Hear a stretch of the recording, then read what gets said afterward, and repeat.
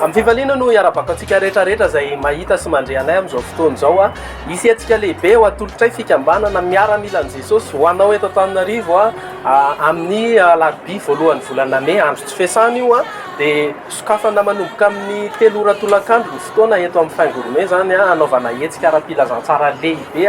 tontolo hafa mihitsy ny arahantsika midera manompo an'Andriamanitra, arahantsika miantoka sy miditra tanteraka amin'izany fanatrehan'Andriamanitra zany tontolo hafa mihitsy no reserven'Andriamanitra hiandry antsika amin'ny fotoana io. Tsy hanenina ianao raha ho avy aza vela hisakana tsy hahatonga anao amin'ny fotoana io. Ny ekipa rehetra eto amin'ny Faingoromey eto Mandrosoa Faravohatra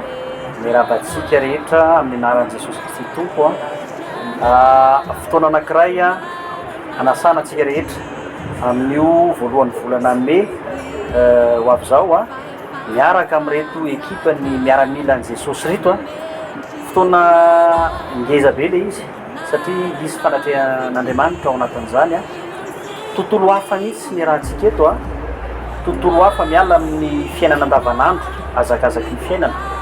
miala amin'ny stress isan-karazany fa kosa idirana ao amin'ny tontolo hafa mihitsy miaraka amin'i Jesosy eto amin'ny Haut-Faingoromey. Ny Haut-Faingoromey dia toerana anankiray fisakafoanana fa toerana ihany koa natokan'Andriamanitra hiderana azy hikalazana azy mezana voninahitra azy amin'ny lafiny rehetra eto amin'ny toerana ity manasa anao zay fa ahita tontolo hafa ianao zay tsy mbola fahitanao matetika mino fa tsy hanenina ianao tonga eto ary raha avy any ambondrona ny lalanao dia mahazo ny favehiny dia tonga eo amin'ny 4 chemin anao dia misy lalana anankiray midina makaty amin'ny Botsatovo. Eo amin'ny tapon'io lalana io misy le hôtel Palissandre io 20 metatra midina eo avy amin'io misy ny Faingoromey amin'ny ilany ankavanana ihany.